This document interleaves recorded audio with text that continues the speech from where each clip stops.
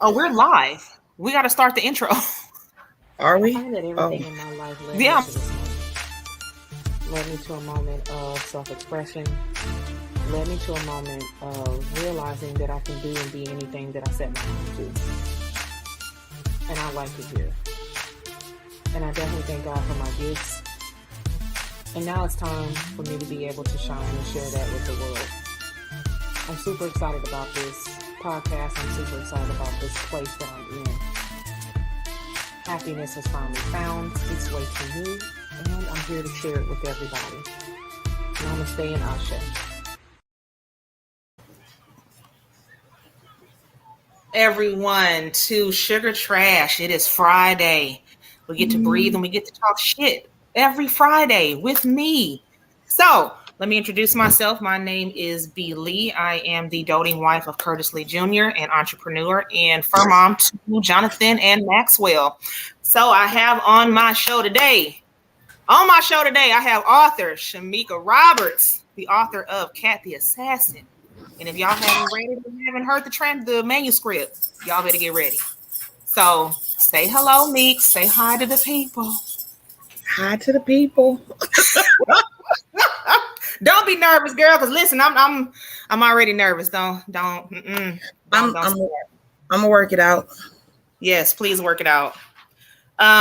Okay, so to our producer, Kelly said it is not letting her on, which I don't know why. But hopefully we can get that figured out in here in just a second. So everyone, before we get started, I want to bring some attention to a thing that happened earlier this week. I and many of us lost someone very, very, very dear to us that I grew up with, and it's very appropriate for me to say when we're talking about Mean Girls, she was not. She came to my defense a few times in high school, and I will miss her very much. It's very difficult when you lose someone in a violent way, and I just, want to share with the world how beautiful of a person Denisha was and how important she was to me. Being pivotal in being a real friend. And so I'm just asking everybody for a moment of silence for my dear friend. We love you and we miss you so much.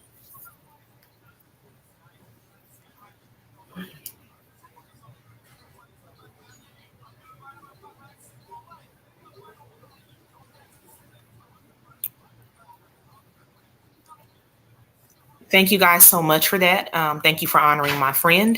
And let's get into it. So we are trying to figure out how to get. Oh, let's listen to our first clip, you guys. I'm sorry. More worried about me than you, more into me than you do. Your dedication's riveting, can't stay off of my page. Say you don't fuck with me, please. Honey, you'd rather be me. Be me. You watch everything that I do, stay checking on me is cute. So if you guys didn't read that fast enough, we are talking about Mean Girls in 2023. My husband in the chat. So we're talking about Mean Girls in 2023. We're talking about mean grown women in 2023. And I want to start off by asking Meeks, what was your first experience being grown in a mean girl situation? Like, yeah, because I'm gonna let you go first because I've had many. So we might as well let you go first. It's a little bit harder for me because for most people I was a mean girl. Interesting. So it's a little bit harder. I mean, I personally don't think I was, but and most of the time anybody that was quote unquote mean girl, that came from women in my family because I don't deal with too many people outside of my family. Okay. So it was more of a, it was a more of a competition type of thing and I'm not a competition type person. You know what I mean? I don't feel like I don't feel like I need to compete with anybody for anything. We all got the same things going on. You just may be doing it, you know what I mean? It's always been, you're probably doing it a little better than I have, but it doesn't make, I don't know how to. So what made them think about you in terms of putting you in that category of a mean girl? Simply because I don't take no shit from most people. Mm-hmm. You know what I mean? I've what is not, it's not countered. Jesus, I don't like being on camera. Try it again. You're doing great. You are doing just fine. I very, very blunt person used to be. I've started to kind of soften the blow a little bit because of my children, learning how to talk to people. But because of the way that I usually talk and I come off, I've been labeled mean girl because I don't really, you know what I mean? Like I don't think in the sense that we're talking about here, because I've never been one. I don't like to step on other women. I don't like to step on other people, especially not to gratify myself. But because if I don't like you, though, I guess that's where it comes in. If I don't like you, I don't care. I don't care. All my morals go out the window. I'm a step on, and I think that's where it comes from. When I've been called a mean girl, is because it's by somebody that I didn't like, that didn't like me. And at that point, I'm not finna sugarcoat anything. I'm not finna soften nothing. The petty in me comes out and it's like, oh, well, you want to go? We can go. And so that's when I think that's where it comes from is, I hope I answered as best as I could. You did. I find that interesting that when you have people that create boundaries for others, then you get labeled as whatever the narrative needs to be, right? Yeah. And I feel like that if you're a woman with a strong personality, you're considered mean. So it brings up the question in my mind, is it that I'm mean or is it that you're being sensitive? I think sometimes it could be both. I know that I can be mean. I know that I can be vicious. I know that I can hit below the belt, but that's when I'm attacked. That's when I feel like, you coming at me. And then that I'm coming right back, but for the most part, I think it is sensitivity. I think that a lot of people are not used to people speaking how they feel, and so it could be a sensitive thing. And for a long time, I didn't care about you being sensitive. Right. I didn't care about any of that. Like, right. That was not my issue. So then I've gotten called that. But I'm gonna say this. I've gotten called that since I've moved from the West Coast to the South.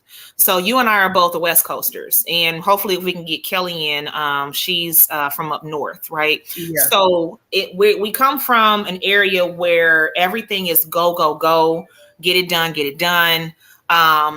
We can talk, but we need to talk later because I don't really have the time to, chit chat right now. So I guess it would come off rude or mean, to those who aren't used to it. Right. So yeah.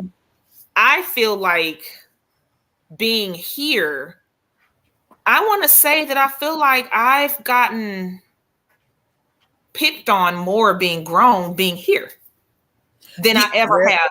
Ever. I didn't experience this back home. Like, of course, you get your childhood, whatevers, but I have never in my life really experienced the mean girl, grown woman, mean girl kind of stuff. I'm like, this is confusing. Yeah, I spent a couple years in Shreveport, so I know what you're talking about. Yeah. But it's that I don't know. It's a fake friend type of deal. It's a fake friendly type of deal. Yeah. I've had issues where I've had people in that instance, I've had people, oh, you're so cute, but you shouldn't wear that, that underhanded type and it's the problem. I think the problem that they had with me is that they didn't understand the confidence level that I had. You can't make me feel a way because you're trying to be, oh, you're so pretty, but you need to do this, or you're so pretty, but that hair don't really go with you. You need this, like that type of stuff. The TikTok thing you say, sneak this, that type of stuff. Like you're not getting, and it, but it's it's crazy that in 23, at the ages we are, there are still women out here instead and faking uplifting, faking, having your back, faking being your sister, faking doing these things. And the whole time they smiling and sliding with subs and like it doesn't make any sense. Yeah. To me. Yeah. I've always, and I introduce myself to people that I don't know. The way you meet me is the way I'm gonna be the whole time.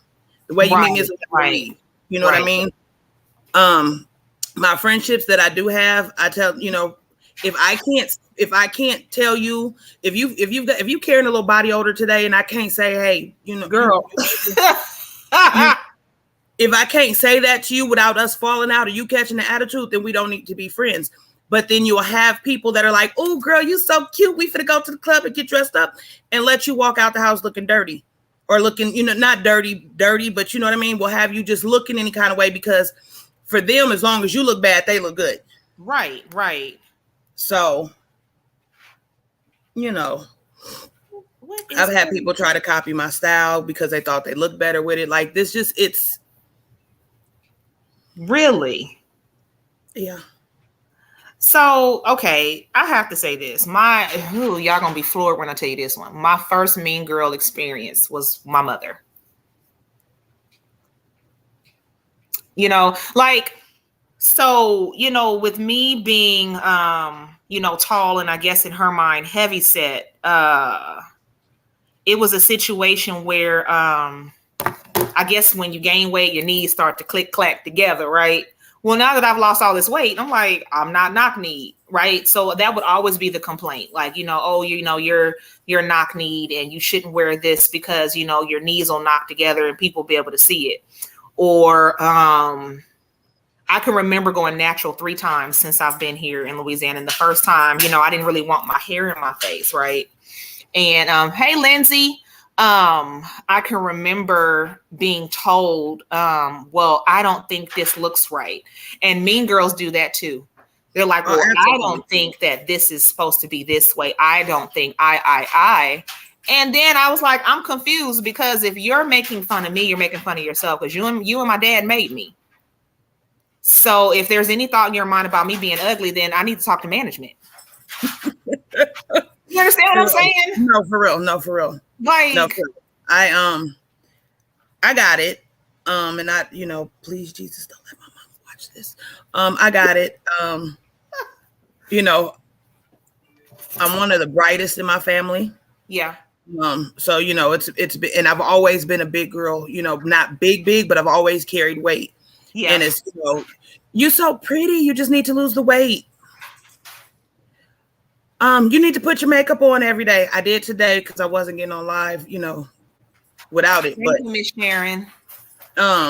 It's that. I've got a skin condition. I've got light spots in my face, and I get attacked from that. I even grown, I get it. When they want to hit you, you spot like on some real life stuff, and it took a lot of growth. It took a couple of people for me to embrace those things. Yeah. But even when I'm, when we're arguing with family or, even playing around with family, those things come up even still, freckles, my freckles is always a problem. What? Yeah. And listen, freckles are a thing. Do you know people are buying freckles on stickers and putting it on their face? Listen, that's not weird. I don't know what it is. It is weird, but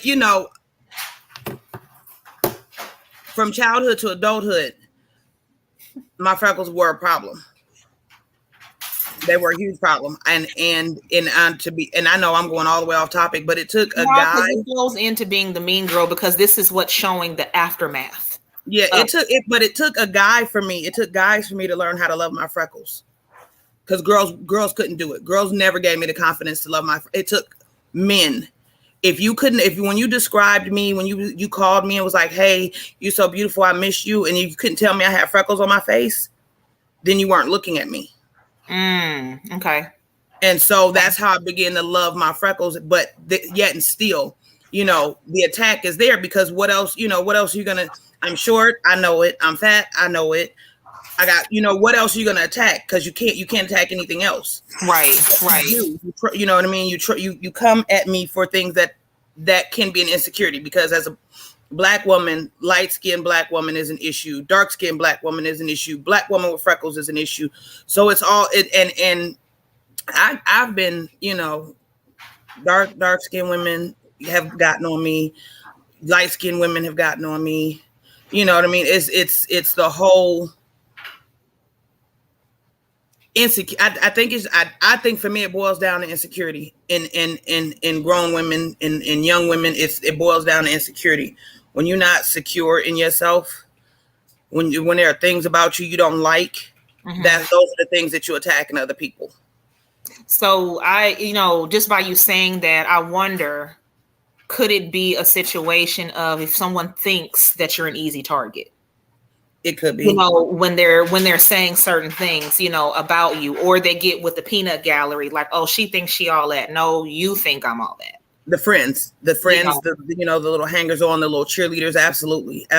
Yeah. Absolutely. And it would be, again, for me, it would be a situation, if you can't talk shit about me by yourself, don't do it in front of your friends.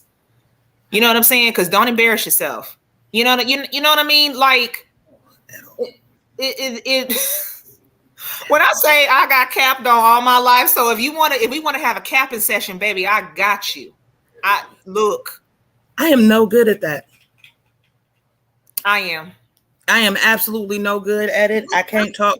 I can cuss you out, but I can't talk trash. But that I've never been. I'm a wordy person, but I'm not really a wordy person. I was hands first. And see, okay, so that goes back to being old school. Us Generation X people, we don't do all this clapping and talking and loud screaming and stuff like that, because at the end of the day, at the time that we grew up in, we got in a fight, we can squash it, and then the next week we good.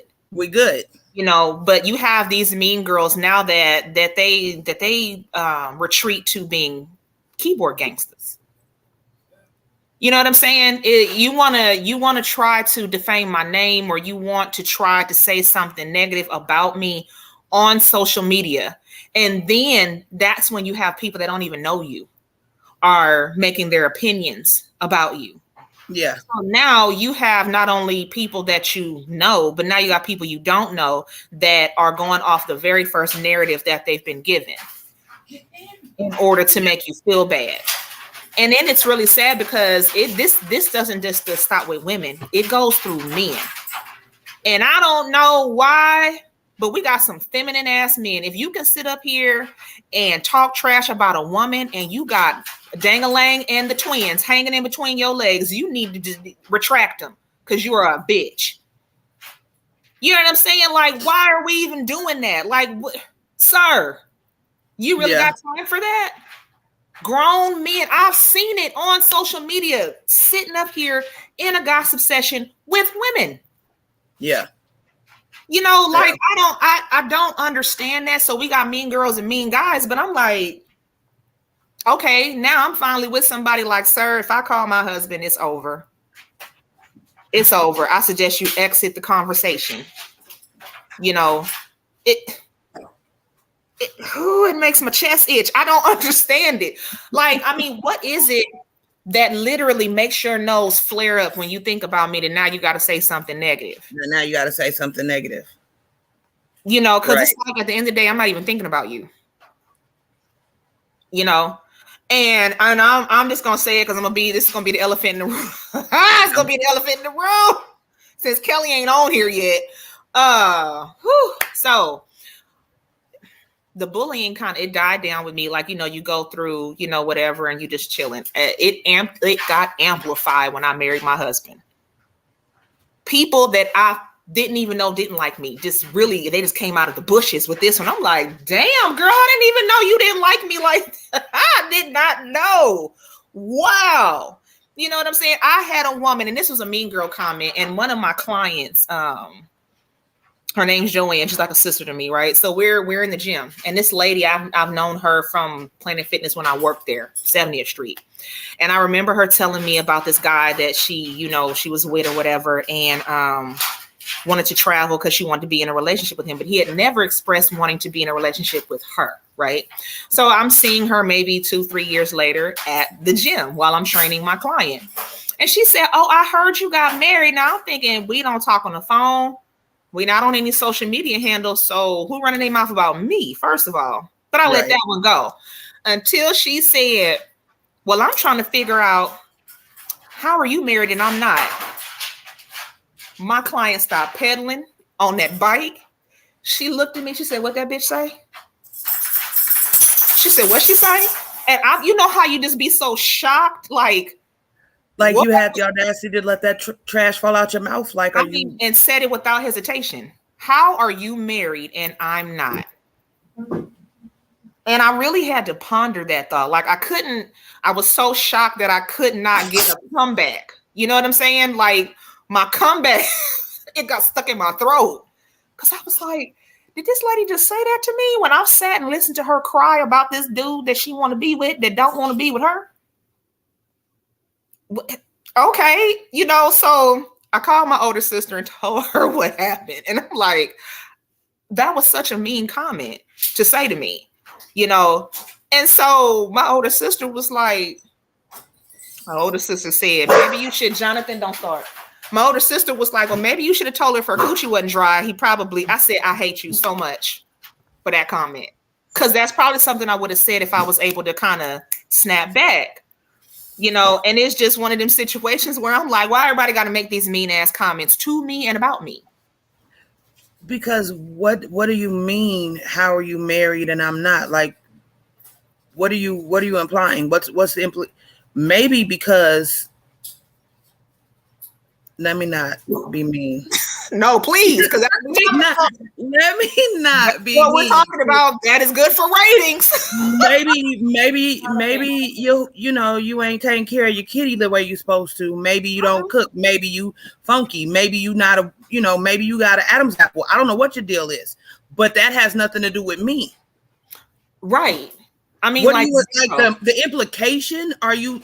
I've had. Right, it makes me mad. Oh no! How she get that fine dude? Does she look?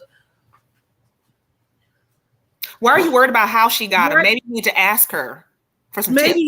Maybe you need to mind your business and start working on you, boo. That part. Like, what do you? B, I just got mad. Like, I just got mad. Like, how dare you? How dare you walk up to me and say how you married and I'm not? Because I am, ho. Yeah. That's how.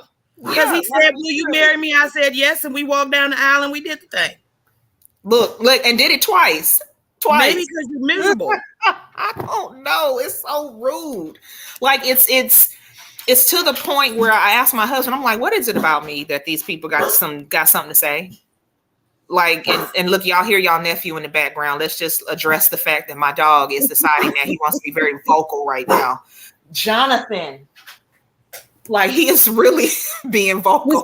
He said he got mean girls too. He got mean girls apparently, like, he's like, I'm not having it.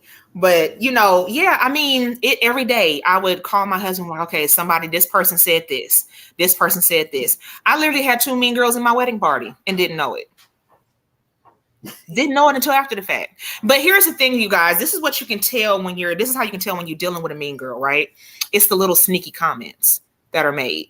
It's the little innuendos that are made. Mm-hmm. And what I would get a lot from women when I knew that this was like a backhanded comment. First of all, it would start with my ring, right? Now, the ring I have on is a wedding gift from my father because I've lost a lot of weight. So my fingers are just not holding my ring. So my original ring is 5.2 carats. My second ring is 13 carats. This ring is probably 2.5.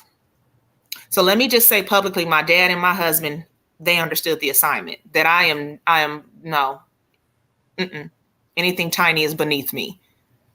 So period on that. And they be like, "Oh, girl, you got that Mount Everest on your finger. What he do for a living? None of your business." He does me for a living. Why? That part. And wow. Well, y'all talking about how good my skin is going. Ask me. Ask me. She said, I hear. Girl, I don't see her, but I hear her. There is. Kelly looking mean. That's a mean girl. I'm just kidding. I'm just kidding. She's Be the furthest thing from a mean girl. Yes. Can you hear us, Kelly? Can you hear? Okay, we're gonna wait till she can hear us. You know, while she adjusts the sign, you guys, and while she adjusts her volume, you guys, let's go to the next clip that we have, and then I can finish the story from there. Many of which are actually over the age of like 25, 30, 40 years old, who are just fucking mean. Y'all, what the hell is up with these fucking mean girls? These grown ass adult fucking female mean girls. I'm talking about women who are very clearly over the age of 18, many of which are actually over the age of like 25, 30, 40 years old, who are just fucking mean. And I'm not talking about like my previous videos discussing like customer service and people being rude to other people. Like I'm disregarding all of that. I am specifically talking about grown ass women who make fun of other women due to their physical features, how they speak, how they sound, their financial status, how they grew up, where they live. And not in a cute, like funny way, but actually like a true mean way where you're sending DMs to other people, where you are like sending text messages to other people, where you're snickering behind their back. Who the hell raised you to believe that this is actually still acceptable in 2023? Because when I grew up, I was bullied incessantly. Is that even the correct term to use? But it was to the point where I actually had to change schools quite often because I was being bullied so much and harassed so much at school, just based on how I look and like how I grew up, that I made the decision when I was growing up that because I was bullied so much, that I would never, ever allow myself to bully anybody else in the future. And I know the saying goes, bullied children become bullying adults. But there's a point in your life that you reach where you have to make the decision to make a change moving forward. So if you didn't like being bullied, why the fuck are you bullying other people? Nothing comes from it. All you're doing is continuing this really toxic cycle of not only continuing to cause negativity in the world, but then you're telling other people that it's okay for you to not only be negative, but for them to be negative. Plus, it's just fucking ugly. And for people who are outside of Texas, I'm not saying that they're physically ugly. I just mean like ugly, their personality is fucking ugly. Can we all just grow the fuck up and be nice to other people? Like, that would be great. I thought that was the best video. I did, hands down. When she said it, I was like, let me look at this again. Let me look at this again. Because what the sad part is if you're a grown woman in 2023 and you're bullying somebody else, you have very low self-esteem. You really do. And not everybody is going to go word for word with you talking. You know, some people do come from throw them hands generation. You know, like you just have those people that, you know, they experience it so often that they snap. Right? Yeah. And I have gotten to the point where I used to cry to my husband about it. And I'm like, listen, I'm tired. I am tired. Like, this is crazy, you know? And so he would be like, you know, just concentrate on me. Don't worry about it. Like somebody making a debut. You know, he was like, don't worry about it. You know, it's fine. You know, I'm like, Curtis, not everybody is like you that you can just, you know, just do, you know, and be done with it. Yeah. I mean, cause it's not an easy, it's not an easy thing. You know what I mean? And if you know, like, if you were bullied as a child and some things still carry, and you know it does, some things still carry over to you when you're an adult. Some things still bother you when you're an adult. You know, it's not that easy to just brush stuff off. Yeah. It's not that easy to just keep moving forward. But at the same time, I think that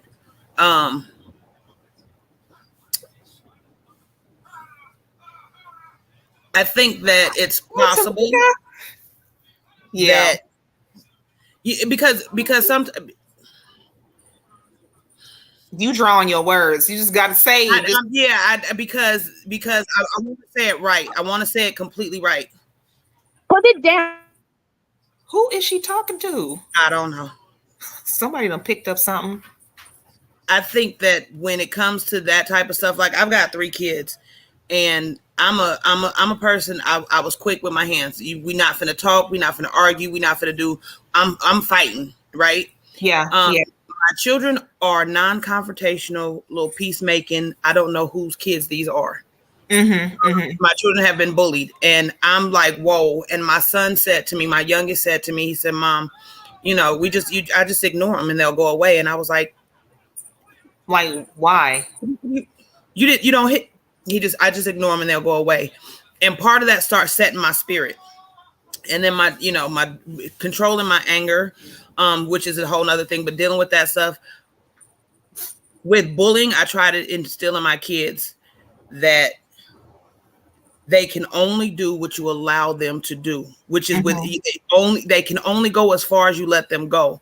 And if you continue to allow them to make you feel a way about yourself that you don't have, that is absolutely not you, then you're allowing them to control a piece of you. You're allowing them to control how you move. You're allowing them to control how you feel. You're allowing them to control how you think about yourself. And for me, nobody's finna control me. Exactly. What's up, Kelly? Can you hear us, Kelly? She done froze again. She trying to find it. Okay, while she finding it, y'all. So I'll share another story. One of my wait, is she talking? Are you there? Can you hear me? Yes, stay there. We can hear you. Can you hear me? Yes. I'm here. Can you hear me? Thank God I can hear you. Please tell me he's not going to come to my door in the middle of my podcast. Yay! Y'all, one second. Listen, I've been trying to get in.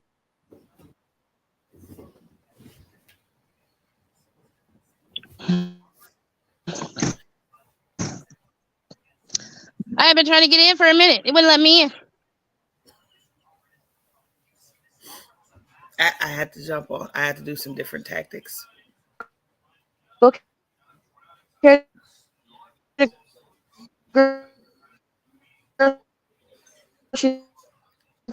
don't. Okay, well, get the one. Sorry, I am so sorry, but I'm at the stand in my upstairs because my dogs are losing their mind behind the plumber. So is that kind of day. So Kelly, we want you to tell. It's metallic. She's coming in Transformer. It's choppy. You are not. Okay, go ahead, mute Kelly. I'm just gonna go ahead and go through with the story that I had. My childhood friend on here. Okay, and she had been bullied recently. And one thing that I've learned from my friend is don't sweat the small stuff, right? Now, mind you, I'm like, girl, I want to say something so bad. Like I wanted to come to her defense so bad. And I'm glad that she didn't let me. You understand what I'm saying? Because what mean girls don't understand is that we're grown and your mouth can shut a lot of doors for you, right? And she was just like, no, sis, just wait. We're not going to say nothing just yet. Seriously? Because I'm leaning like, I want to say something now. And she's like, no, I'm not going to say nothing. And when I was like, this is giving me anxiety, to not be able to defend the innocent, right? And so in the end, it worked out in her favor. She was vindicated and, we move on. But for me, somebody who's been bullied all my life, I'm like, hold up. Where's the karma? Yeah. You know what I'm saying? Like, where's the get back? Why are y'all still walking around just doing and saying whatever the hell you want to say without recourse? You understand what I'm saying? Like, I just think that is absolutely crazy, in my opinion. Yeah. And in today's time, you have women over 40. Why do you have time for that? Why do you have time for that? Why do you want to make time for that? What is going on in your life that makes you stop what you're doing to to put venom or add, rumor, or to even, like what you got going on? Right. What gives you the degree to do it? What makes you, and this is the thing. Right, jealousy. It is. It's absolute jealousy. Yeah. It's absolute jealousy. It's jealousy. It's not knowing who they are. You know what I mean? Like when you don't know who you are as a person, but you see something that you low key like in another person, but you don't have the courage or the balls to move forward to do that. Yeah. Then the only recourse that they feel like they have is, well, I'm going to attack that. Well, you're going to run across the wrong somebody. Yeah. You're going to run up on the wrong somebody because stupidity. Not everybody going to let it roll. My favorite thing, I tell my daughter all the time, and Kelly tell you, you got to let some stuff roll off your back like water off a duck.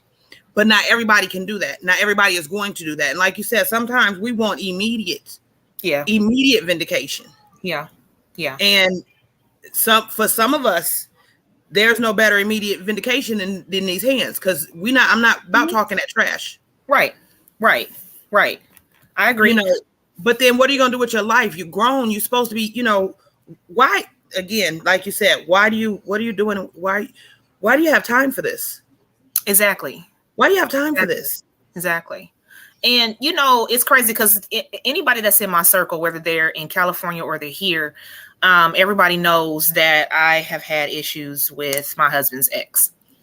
And I'm going to be nice. You ain't got to do that. I'm behaved. I did listen. This is your show. If you just let me be good, I'm gonna let you be good. This is your show. I'm here as a guest, and I'm just sat down and drank my tea. Well, okay?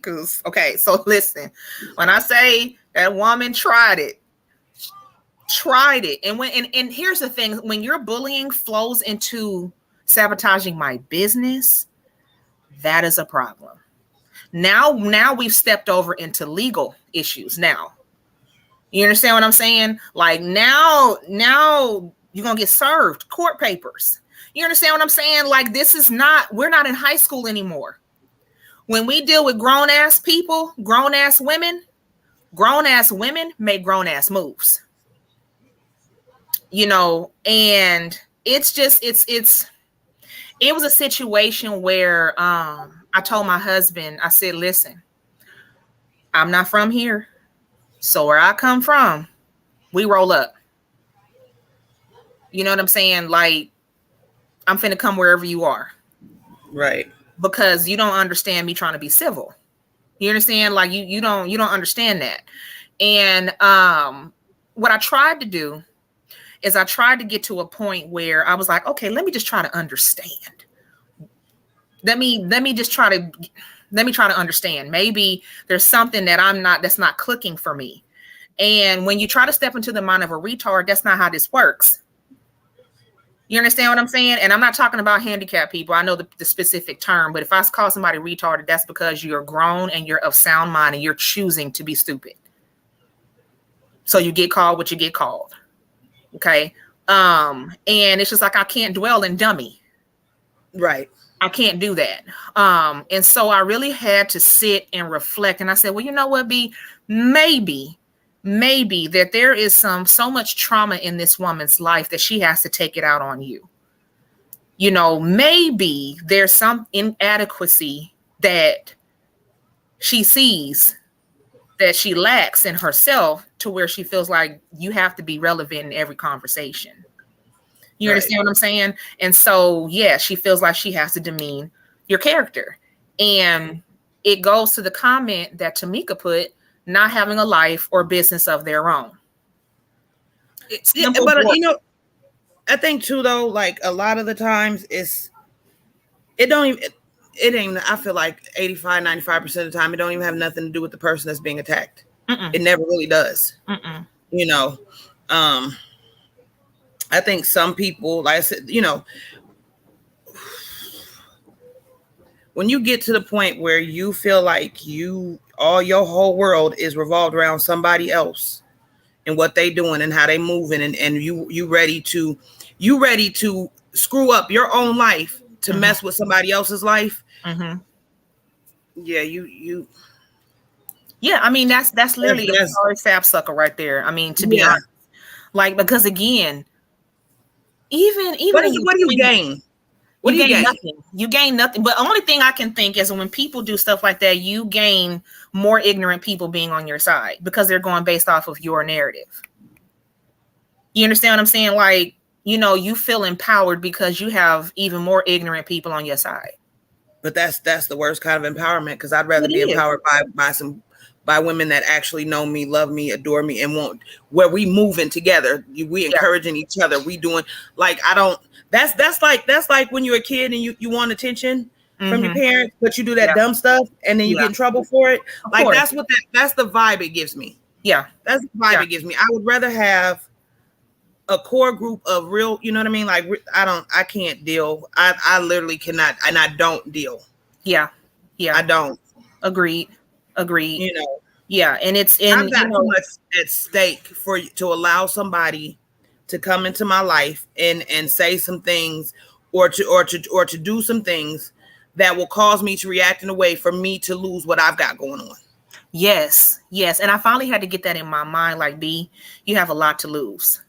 You know, because, you know, I make the joke all the time. Y'all, if I go to jail, y'all better not let one of these bald-headed bitches near my husband. You know what I'm saying? You know, and it's just like, before I act, sometimes it's like, B, just think. You got businesses, you got a lot to lose behind foolishness, right? So, you know, I remember telling my husband the other day, I said, you know, I did the hardest thing that I ever had to do in this lifetime. And that was forgive your ex and her sister for running their mouth about me. I said, I almost choked to death. You know what I'm saying? And I'm first to admit, I'm comfortable in being angry. Yeah. I'm comfortable there because I've dealt with mean girls up until adulthood. You know what I'm saying? It's like, I'll be 43 this year. Are you serious? Like, ma'am. Because at the end of the day, it's not going to change nothing. It's not. Okay. This is the path that you were going to be on. So again, it's not going to change anything. Okay. And the mere fact that I want to strangle you is totally left my body. You know what I'm saying? Because my husband and I have been blackballed with our group with Herbalife. They have blackballed us. You know. For what? For what purpose? Do you feel good about yourself? That makes you feel good? That makes you feel like you're a woman? That makes you feel important? What do you? Apparently. As used to be, I can't even, like, that type of stuff irks my whole spirit. What do you gain from being like? Are you that miserable? You're that miserable. You're that envious. You're that jealous. You are so caught up in what I got going on that you missing. And hear me clearly. I don't have to like you. I don't have to know you. I don't have to deal with you. But understand me, when you are missing your blessings and what I've had in store for you because you're so caught up in what I got going on. You so caught up in your misery and your jealousy that you missing out on what's coming for you. Yeah. Agreed. So what did you gain? What did you gain by blackballing me from here? You didn't do anything. You're not stopping me at all. You blocking your own movements at all. You're unbothered. You don't care. You want to keep going. You don't care. But yet every time I turn around, my name is in your mouth. Yes. Every time I turn around, you telling somebody this, that, and the third about me. Yeah. Yeah. I have to not get angry about that. And I feel like a lot of people just don't get angry anymore. Don't get angry about it no more. Wrap it around yourself and be comfortable. Because, baby, that means that somebody's whole, when they've got to talk down about you, when they got to spread rumors about you, when they got to get other people on their side to validate who they are, baby, wrap that blanket around you so much, and roll around in it, because that means your whole world revolves around who? Me? Oh, thank you. Yeah. Right. Thank you so much. I knew I was great, but dang it, I didn't know I was that. You know what I mean? Like, right. I cannot. What it serves you no purpose. I'm bullying in all spaces, and I say this because I can't. It's not. What the fuck? What is your problem? Get a life. Go do something different. To exactly. Okay. So dumb. They looking dumb. You're unhappy because I'm happily married, whether it be to who I'm happily married to or that I'm happily married. Guess what? Go do some self-reflection. Mm-hmm. Figure out who you are, deal with what you got to deal with, and then maybe next year you'll be happily married too. Mm-hmm. And here's the crazy part then, you know, a lot of people was like, that was epic, but that was, you. So y'all, and again, my childhood friend Tamika knows me well enough to know that I have been bullied and capped on so much that I've got this petty side to me that I feel is unmatched, right? And most people know this story, so I'm gonna say this for the public. So I tell people, anytime I get quiet, you need to be worried. You would rather me argue. You would rather me be loud and argue, have somebody grab me from trying to put my hands on you. You would rather that. You don't want the quiet me, because the quiet me is plotting. I'm plotting, and I'm plotting to make a joke out of you, not to hurt you, but to make a complete ass of you. And I did that. I did. I'll say this briefly. She talked about me so bad, y'all, that I sent her an edible arrangement the week before our wedding, telling her thank you for her efforts in bringing me and Curtis together. We are so happy that she was the real MVP. And I put hugs and kisses. He said, stay off that side. Stay off that side. Oh, yeah. When I'm saying I'm petty, my mother he said stay off that side. Mm-hmm.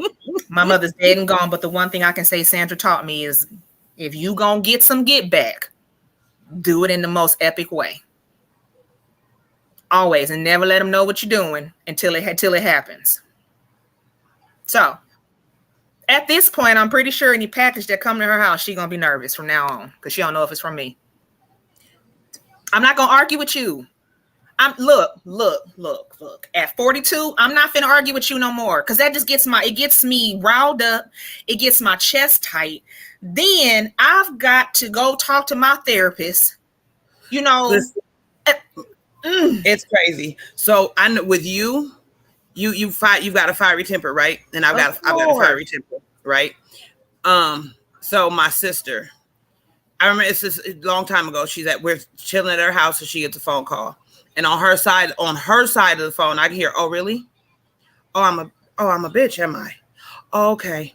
Well, and she starts giving off the address. Meanwhile, I have gotten so mad, I'm ready to punch a hole through the wall. Like, because at this point, I can understand what the other side of the conversation is. Right. And I'm looking at my sister like she's grown a whole nother neck. Yeah. Like, what are you just, and she's talking to her like we talking right now. Like, oh, okay. Well, you know my address, you know, if you want to see me. And when I tell you I am heated, I am heated. My mom, somebody has to grab me because I'm like, I'm cussing, I'm going off. Right. Yeah. Some years later, I sit back and I remember, as you can see, I remember that conversation. Mm-hmm. And all I can do is laugh because she won. Yeah. She won. And she won because she refused to stoop to that lady's level and give her the anger that she was trying to get from her. And I was like, and I tell my sister to this day, I still don't have it. I don't know how to. Well, you know, I'm getting there. You can call me out my name. Well, you can call me out my name now because I'm 45 years old. I don't have time for that BS. I've got children. I don't have time for that BS. But exactly, when you start messing with other things, I don't blink. It's gone. You know what I mean? And I can't. And I love that you're able to do that. Like, you were so cool. Yeah, you were so calm in that situation. I wish I knew how, because sometimes when we come with fire, we don't get the results that we need to. Exactly. And you know, that's funny you say that, because how you reacted with your sister is how I reacted with my childhood friend. That's in our comment section. I'm like, blah, blah, blah. You know what I'm saying? Like, you know, and I told her, I said, call me crying one more goddamn time, and I swear I'm going, you know what I'm saying? Like, you know, she's always been the smaller itty bitty friend, you know, and I'm the big old tall, you know, pretty walking, you know, so it's like you took me back to our childhood. You know what I'm saying? And anybody that knows me well, don't call me being weird or fake, because y'all know that I can hear what you don't say. You understand what I'm saying? So I already know you're upset about something. And then at the end of the day, we can't stop people from talking about us because opinions are like assholes. Hopefully everybody had one. You know, everybody got one. So, you know, it's just kind of one of those things where it's just like either get a hobby or catch these hands. Because I got to the point where I told my husband, I said, listen, I said, my safety has been threatened behind me being with you. You understand what I'm saying? Like, we're stepping into legal territory. Oh, yeah, they threatened to put their hands on me. And I'm like, you know, I might be a little rusty. I'm a trained fighter, everybody. I'm a trained fighter. I have been since I was 12. Okay. And I am the first Black woman in Shreveport Bossier to have an all-female gun club here in Shreveport Bossier. So not only, you know, am I trained, but I'm a trendsetter. Yes. And you don't like that. But best believe all this Cali class I got, honey, I'm from Oakland, California, the hood. If you want that side of me, you can get it. But I'd rather not. I have businesses around here. Like, I rub elbows with the people you wish you could talk to. And that's why they do. That's why they do what they do. And you're not going to diminish my character with them. You know what I'm saying? Like, you know, I think that's what keeps me kind of, you know, as calm as possible. You know, yeah, because the people that matter are not gonna fall for the mess being said. Like, and that's really, they're the people that matter, the people that know you, the people that they're not gonna fall for that, for that kind of BS. You know what I mean? And if they and the people that do, you don't need to be. I don't need to be around you. You don't need to be around me anyway. Girl, I'm gonna close this door because when I say Jonathan is vocal as hell, Jonathan is very. He said he has got a lot. This hair is itchy. I'm on live. Look, we on live. Don't you snatch that damn girl. Look, listen, don't you do it. I'm trying not to. I bet you them folks will tune into that show next week. Like, is she gonna be on this show? Let's go do it again. Because listen, don't do it. Don't you damn do it. You gonna see there's a bald cap for real. This thing is itchy. Look, you only got a little while longer now. Hell, hold on. I'm trying to stop messing with it, but I want it off my neck. Oh Lord Jesus. Get it together. Get it together before I be a mean girl and be like, just F it. Take it off then. Hell. Girl. No. I do that. I won't show my face no more, for real. No, look, if you do that, BJ gonna get right. He gonna beep into the screen like, ma'am. And I hate when he does that. The first thing he be like, ma'am. It's like, what do you want? Because you always talk about ma'am and don't say what you want. Damn. Golly, you know. But yeah, I don't know if I could really get with this mean girl vibe. Like, I don't have it in me to do that. A lot of times I'm just reactive to a lot of stuff. Yeah, and I just ain't. I love you. I'm gonna say this with my 2-year difference. Don't my 2-year difference. Don't react anymore. You know what I mean? And if you have to react in positivity. You know, I'm so tired of misery loves company. I don't want to be company with you, ho. Let me be company with joy. Let me be company this way. You know what I mean? And so I think and Kelly does it too. Kelly do it. Somebody will say something crazy and she'll be like, well, bless you. And we'll say it just as calm, and I'd be scared because I'm like, why is she so calm? Yeah. Bless you. Okay. You know what I mean? Because 2 fire signs as friends is dangerous for her. I'm just saying. Listen. Because look, I'm not there yet. Let me just tell that to y'all. I'm not there yet. I'm not. I had to fight all my life, like literally. All my life. I mean, I have, like, you know, I really, really have. People that have known me growing up, they know that I have had to defend myself constantly to mean girls, mean guys. And I will say this publicly, and this is a hill that I would die on. I have never experienced peace until I married my husband, because I've never had anybody defend me like that. Like, I've never had anybody come to my aid, my defense on the level that he has, because he knows me, you know. It's supposed to be your peace. Amen. Ooh. Yeah, like the peace you get with the right man, y'all just don't love y'all together. Oh, and here's the thing, we are growing together. If you ever notice when you're in a relationship and you're just there, you're stuck there. Like, this man has matured me in a lot of ways that I was like, Lord, this is uncomfortable. This change is it's moving too fast, you know. But the thing is, what I hear God say is, I can't elevate y'all until you change, because you're the one who's his backbone. You're the one that watches for the things that he can't see. And if you have all this trauma, if you are an unhealed woman, then why did I give you this gift? Yeah.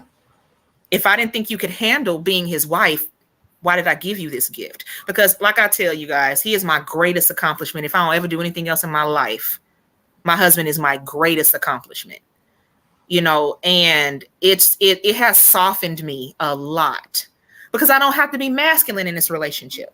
Curtis got you in your soft girl era. Yes. Ooh, I like it here. I like it here because I'll tell him I'm not lifting that. My broke. I am not doing it. So that brings me to not wanting to fight. For what? If you put your hands on my husband, I'm absolutely. You know, but it's a pick and choose battle, and if he's brought you peace. Oh yeah. Oh baby, you know how good I sleep. They coming. All of it. And when I say they, I mean they, period. They coming. Yeah. Because anytime you get a moment of peace, that's where it wants to come in. But understand, lean into your peace. Yeah. Lean into that. Yeah. Because I refuse to be a mean girl. I know what that feels like. But I am not beneath capping on your ass, though. I'm not beneath it. I'm not beneath being a comedian. Listen, the only thing I compete on is, and I compete real stupid. I can be walking down the street and see somebody walking next to me and then be out of breath because my dumb ass started competing with them, trying to walk faster. That's where I compete. I don't compete nowhere else. Mm-hmm. I'm not going to be a bully. You don't, because understand me, we are all, especially when it comes to women, here's the thing. We're all beautiful women. Exactly. We're all beautiful all shades, women. All shades, all sizes, all textures, all of it. But the minute you want to start nitpicking, it's not, and that's the thing I had to learn, and that's the thing, and I learned these things through my children, so I'm grateful because I have to teach my daughter. You know, I've got to teach my daughter how to validate herself, because I don't need her out in this world having anybody else give her validation, not including myself. So I have to teach her how to validate herself, and I just lost my train of thought. Jesus help me. No, that was meant for somebody that's watching. Literally, anytime something like that happens. A girl, because here's the thing though, like, you pick on me. I used to say you pick on me because you want to be me. There's some validity to that. Yeah. You may not want to be me, but there's something about me that you want so bad that you can't have yourself. Yeah. Or you think you can't have yourself. Mm-hmm. Whether it's the fact that I'm big and confident and you not confident in you. Mm-hmm.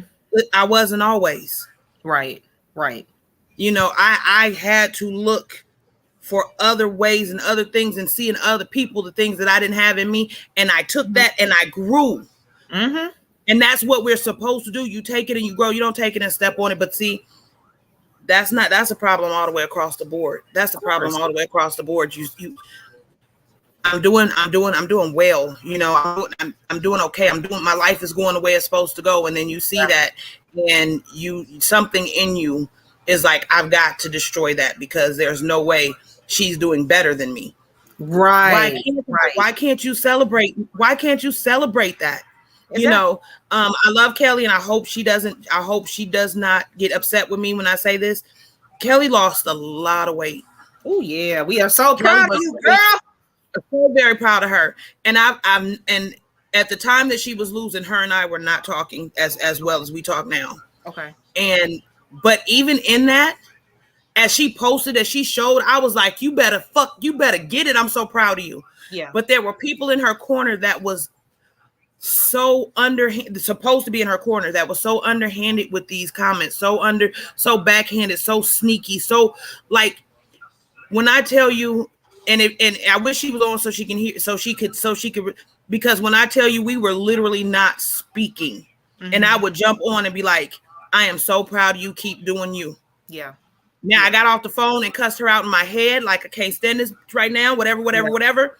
Yeah. But there was never a moment in her journey that I did not cheer her on. And that's what we strive. That's what we're supposed to be striving for. Right. Now, and I say that to say, like, in the midst of that, when we weren't talking and we were not cool, I could have been just as evil, just as dirty, just as whatever.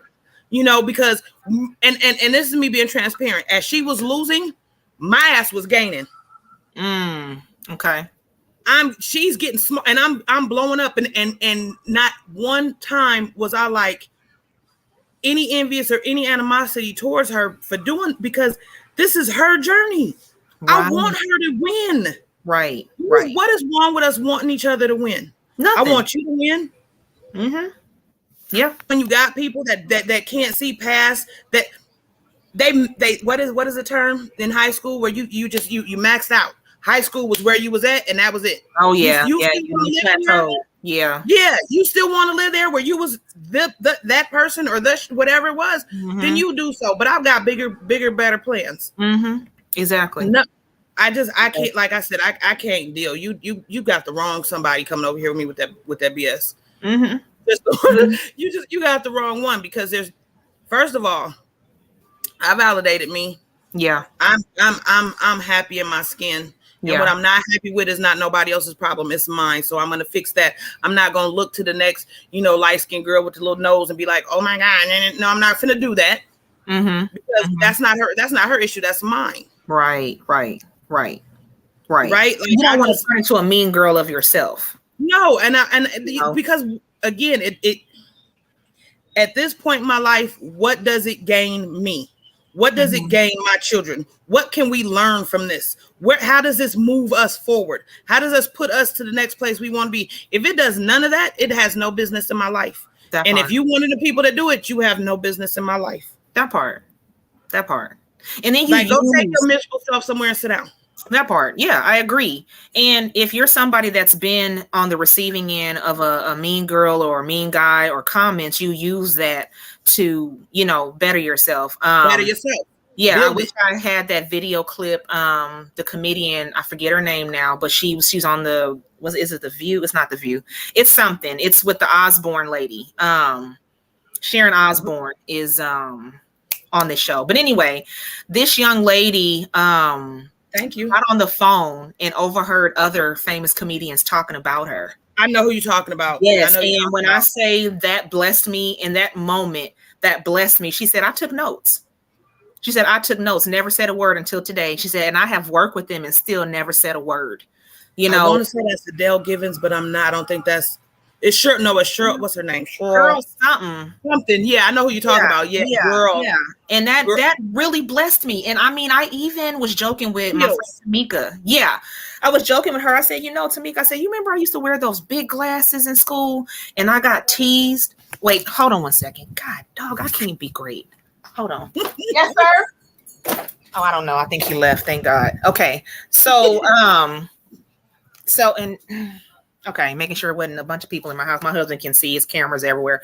But saying that to say this, I was telling her, I was like, remember them big glasses I used to wear? Thank you. She's like, yeah, girl, I used to get teased about it. I said, now who knew I was going to be a trendsetter? Because, honey, I get compliments about my big glasses and they just going to get bigger. Okay? They're bigger. They're just going to get bigger. And I really, my mom used to be like, it's what you eat and your skin is bad. So I used to be afraid of I got craters on my face and, mixed in with moles. And I just don't know, I didn't want nobody looking at my face. So I always look down. And if anybody has ever had a conversation with my husband, he can stare at you very intently. So then therefore I had to be like, oh God, he's looking at these damn things on my face. You know what I'm saying? But it's because I was bogged down with it. Right. So now I'm just like, F it. It is what it is. Because at the end of the day, no matter how much you change yourself, it does not matter. You still gonna have a motherfucker got something to say. And please keep talking about me. Right. That's where the more you talk about me, the more elevated I am. You know what I'm saying? I'm elevated because you continue to talk about me. You're making me relevant to the universe. And the universe is like, you know what? Let me just skip another extra blessing over here. Let me step over this and let me bless you again. Because as bad as you talk about me, I'm so relevant. Mm-hmm. Mm-hmm. I'm so relevant because you're still talking about me. Yeah. You still got my name in your mouth. I used to get mad to keep my name out. No, please keep it. If that's what you feel, please keep it in your mouth. Yeah. Please. Because yeah, baby, I'm over here loving it. Mm-hmm. When I'm feeling low, when I'm feeling bad, when I'm feeling down, yeah. I find out you talk about me. Guess what? I'll be like, oh, I'm that bitch. Okay. Yes. And I want to say this too. I'm how sorry. you react. No, don't be. How you react, someone's watching. Someone's watching how you deal with a situation. I had someone very close to me, name was Drug Through the Mud at church. I watched her. And I think 15, 20 years later, I said, I watched you during that situation. I said, and you never said a mumbling word. You never addressed the accusers. You never addressed the gossipers. Every Sunday you came dressed to the nines. You did not look like what you were going through. And I said, and I want to tell you, I watched you. And that has molded me into the person that I am today. Because it's like she never stepped out of character. Never. Because guess what? Beyonce said it best. The best revenge is your motherfucking paper. It's your paper. Let them talk. Let them. Let them keep talking. But at the end of the day, though, they talked about Jesus Christ. Mm-hmm. Right? Yeah. I'm not Jesus. I'm just Shamika. So if they talked about him, they damn sure gonna talk about me. Okay. And and the deal is you have a lot of work to do within yourself. You adult mean girl. Yeah. And you can take that however you want it. You got a lot of work to do within yourself, and it's not easy. Yeah. It's not easy when you got to self-reflect, period. That's not easy. When you're looking at yourself, it's a lot. The thing about it is we can look at it as just downright mean or downright ugly or downright retarded in the not mentally space, but it's slang, y'all. I'm not beating up on people with mental issues, because I got them. I did it to myself. I can't stand you. This is why. This was going so smooth, y'all. It was. I'm sorry. Went over the cliff.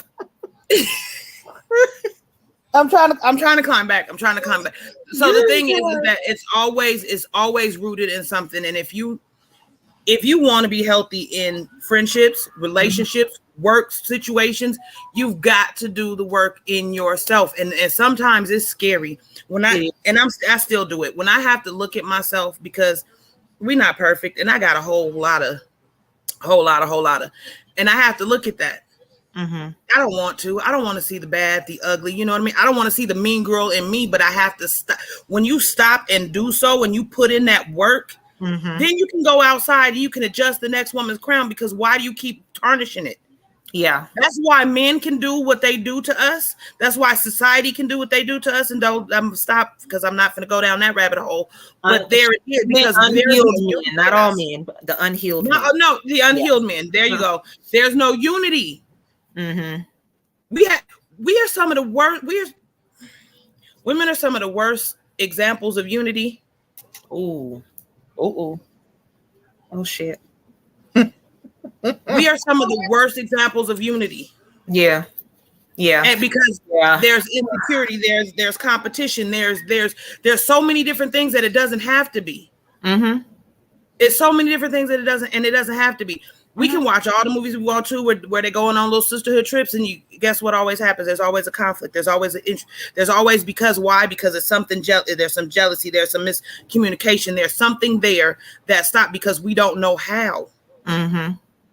Because we're always trying to be better than, instead of standing and pulling each other up. Is that crabs in the barrel mentality? Yeah, listen. I tell people a lot, when I grew up, I didn't hang out with women. Right. I did not hang out with women. I hung out with dudes, because that's where I was at. They called me a hoe for it, but I wasn't hanging out with a bunch of girls. Right. It was messy. Very. And at 45 is still met. It is 45. Can't say nothing. We gonna give you a fictional character, because some people might watch, and I can't have this person watching because I don't want to take that phone call. past 45, they are still being messy. Yeah. There's a person in my life that I know, birthday passed. They wanted something specific. Everybody kept asking them, what do you want? What do you want? What do you want? What do you want? What do you want for your birthday? So this person sent them their wish list. The friend came, dropped off the little gift bag or whatever, had on this cute little outfit. The person's like, oh, that's cute. I like that a lot. And they, oh, okay, thank you. Went back and looked at the wish list, and it's the same exact outfit that the birthday person put on their wish list. The gift that they got was a $2 something, which is listen, hear me clearly. It's a thought that counts, right? I'm not knocking nobody's gifts. But the point to this one is you went out, you saw my list, you went and got it for yourself, and then went and bought me something cheap. How messy can you be? How Yeah. And these are people in their 50s. That's crazy. That's inappropriate. And again, it's giving mean girl status. It's mean girl. It's giving. You know, I have even had little slick. So in the mean girl towards me is the slick comments that I would get, because you know my husband made me a housewife, but hear me good. This is still a job. Okay, I handle our businesses and I handle this household. You know, and I've been told to my face, well, this business you have, you can just do it whenever you want to because you know you're a housewife. I said, oh, okay, we're not going to be friends long. No, or either they see how well he treats me, and then you try to slide on in and call my husband and not talk to me first to ask him to do some stuff. That's the quickest way to lose your life, baby. I'm sorry I had to get that out, y'all. Don't play with your life like that. Don't do that. Don't do that. Don't disrespect me. You understand what I'm saying? You go. Listen, I don't care. It's not a Southern thing. It's a woman thing. You want something done, you call me first. But the minute I find out you called my husband behind my back, that's a hot topic. That's It's gonna be a topic on one of these episodes because I don't. That's some fire. That's some whole. My whole chest just set on fire. That's some. Don't do that. Don't do that, because guess what? I'm not gonna let a man ask me nothing without talking to my husband. Why are you asking me? And I don't care how long you've known him, what kind of relationship y'all had before or after. I don't care because, and I listen, for me, I don't even care if we not even married no more. You still have no right to go talk to this person without talking to me. At all. Saying, hey, are you okay with, don't do that. Don't do that, because here's the deal. I wouldn't do it to you. Exactly. First of all, and it's so disrespectful. It's very. And to me, that's another mean girl tactic. Like now watch, I can get her dude to do this for me. Yeah, girl, you gonna get my dude to call the ambulance for you. That's all he gonna do. That's all he gonna do. Don't play with me like that. You understand what I'm saying? Like and I've discussed this in length with you and Kelly, and also with my husband. It's like, why is it that when I get something, everybody got to figure out how to get it because they feel like I don't deserve it? You understand what I'm saying? Like I told my good friend Tamika, I said, I'm tired of people saying, well, you have help and you got this and yada, yada. Let me tell you something. I spent 6 years in a relationship that did not serve me. Okay.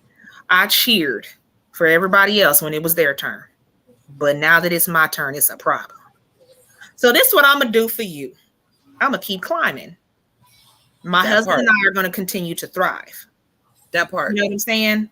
Because at the end of the day, it's not important what you think because it's going to fall upon deaf ears. I really don't care. It's not changing anything. You're just wasting your time.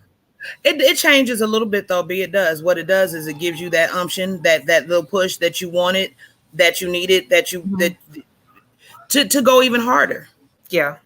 Since you got so much, see, you said something, and I have that in common with Curtis. I like for people to underestimate me. I like for people to think, like, please do so, because the more you do so, the harder I'm gonna push. The more I'm gonna push, because the actions speak louder than words. I can tell you all day long what I can do and what I will do. Yeah, but I'd rather show you. And listen, y'all, I got look. If anybody need to show somebody something, I got them edible arrangement coupons since I ordered. Never mind. Okay, no. You know what? Maybe sending me coupons. You know what? I cannot. Play with me if you want to. You can. I'm not messing with you, B. Don't, because you You might. ask, you know, and you know what though? I'm not messing with that. I'm not messing with you. Not You might get a delivery. You might get me like that. Mess around and open some stuff and be in here. My kids be like, "Oh my god, mom!" No, I'm not on timeout, Curtis. Shoot, it's my show. So you asked me at the beginning. You asked me what was a mean girl instance, and I couldn't. I had it, and I didn't. It didn't dawn. It didn't click till as we're talking, and that's just how my mind works sometimes. You introduced me as an author, right? Mm-hmm. And I think that's why it didn't click. I had somebody hate on me for writing. Interesting.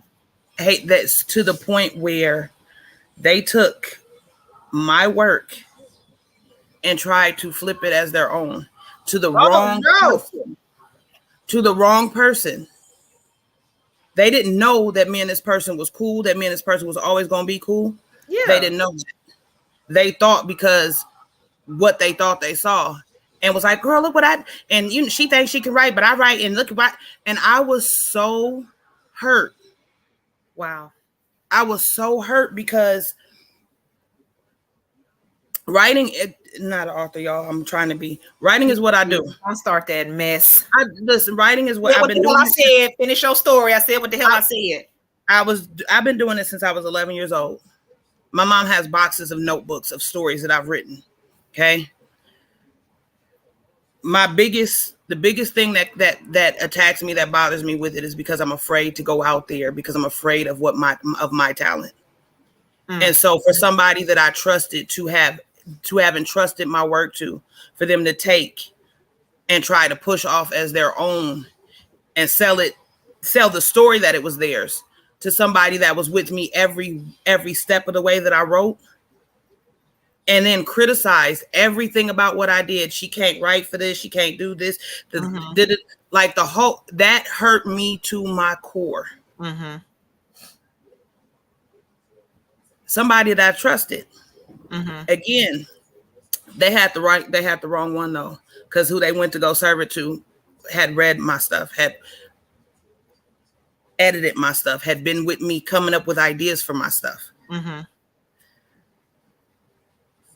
That person's still around today and don't think I know it.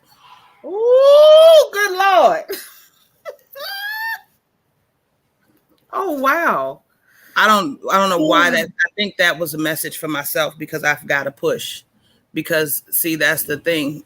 I'm gonna show you better than I can tell you I can't write. Watch you be reading my stuff for real. Watch it be out there. Oh, that was a good one. God damn. Isn't it marvelous when they underestimate you though? It's just kind of one of those things. It's wonderful. It's wonderful. And I know it.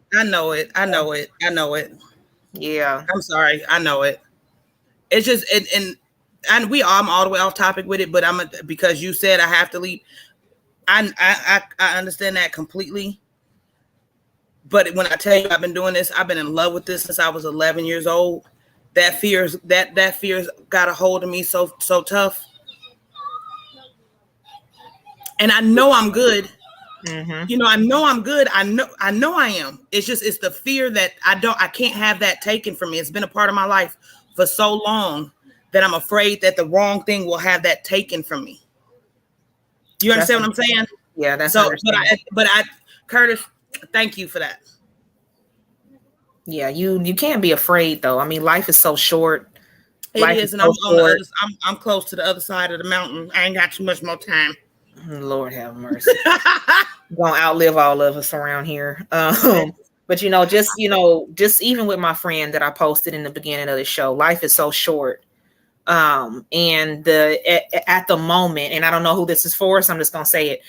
When you step into your prime and you stop caring what people think and you just do, regardless if you're laughed at, if you're teased, if a roadblock is set in your way, what's for you is going to always be for you. It doesn't matter what anybody tries to do to you. Okay? It's not going to stick because it was already ordained for you in the beginning. So in order for you to reach your full potential, because you do not want to answer to God when you didn't do everything that he set for you to do and he purposed for you. That is that is one of the most insulting things that you can do, is to not walk in your purpose. So if you're meant to take us on a journey with your words, and that's what you were here to do, then you need to do it. Now you made me feel like I'm be sitting in the principal's office. I mean, I'm just saying. Like, I mean, literally, when I tell you that I'm so excited to read the other half of part 2, because I can see it. And I'm a very visual person, you know, so when I read, I can see it as though it's a movie in my face. So that's why, you know, I'm like, oh, I can't wait for the other half to come out, you know. And it's one of those things that I'm going to always be somebody's hype man, because I never had it until I got married. I appreciate it. You know, it just you got to and listen, don't let the mean girls use it to your advantage, because at the end of the day, and it's in that book, even though it might not be word by word, it's in the book that your enemy is going to be your footstool, and you are going to be an audience to their downfall if they're not careful who they put their words on people. Why did that just make me happy? Just saying. That you're gonna see it. Listen, y'all, the most devious happy. Look, and I ain't scared, but let me say this. Curtis, forgive me, baby. I'm gonna say it. I need to get it out. I'm gonna say this directly to his ex, because it's my show. So better not nobody call me, text me, email me about shit. This is my show. Okay, that I pay some very talented people to help me with. So let me preface that by saying this. But to his ex, first of all, you snooze, you lose. Number 1. Number 2, sit back, because I'm not done yet. And number 3, your mouth can't stop our blessings. It cannot. And number 4, I see you. You're miserable. And I'm going to pray for your happiness. I'm going to pray for your peace. And I hope that you finally find it. I really do. Pray for your health. All of it. I just do, because listen, touch not thy anointed. That's all I'm gonna say. Touch not thy anointed. It's gonna cut your days short. Okay. So on that note, everybody, learn how to be kind to people, because you never know who you're running into. You don't know what kind of day they've had. Number 2, if you fail at something in life, don't get mad at the other person. Just fix your shit and work it out with somebody else. Okay. And step out and do what you need to do. Step out and have fun. This podcast was 5 years in the making, and God knew to put me in contact with Lindsay, who put me in contact with BJ. And BJ put me in contact with a plethora of people who have been very supportive in this network. When I tell you, I'm going to continue to give them praises, because, again, matter of fact, let me back up. If it wasn't for Tamika Marie, I wouldn't be here, because she didn't have to put my name in a room where the door was closed. Hey, so that's how you show straightening crowns. Yeah, she put my name in a room. Then Lindsay put my name in a room, and then BJ put my name in a room. So at the end of the day, when someone speaks negative about you, just stand there and wait for the door to be opened. And so you can be in contact with the right people that care about your growth. But being a mean girl is not cute. It ain't. It's not cute. It doesn't gain you any friends. Being a mean guy is not cute. It ain't. You know, grow the fuck up. We don't need no cheerleader. Just grow up. Grow up. And live your life and have fun. Yeah. And do it your own fucking way. Please. March to the beat of your own damn drum. Please. Because Lord knows I am. Man, and mine is off rhythm 95% of the time. Yeah. I'll tell anybody at any point. I'll cut anybody off. I don't care who you are. Family, friends, I don't care. Because this is my life. I was born by myself. I'm going to go by myself. And I'm responsible for the life that I'm leading. It's me. That's on me. I can only get mad at me. You understand what I'm saying? So y'all continue to support Sugar Trash Podcasts because, baby, this is just the beginning. I'm just scratching the surface at 42. I'm just getting warmed up. You get my dumb self off of this. I'm just saying, just getting warmed up. So, hey, thank y'all so much for tuning in. We really appreciate it. Thank you so much to Shamika. Y'all, please forgive me. I know she's doing her clothes. I'm gonna shut up, but please forgive me. This is so out of my comfort zone. And I'm glad she stepped out of her comfort zone because y'all need to look for the book Cat Assassin, Volume 1. Y'all need to be ready for that. It's phenomenal. And when it's in print, we will let you know. All right. So, ashe, namaste, and don't fuck with your life like that. Peace.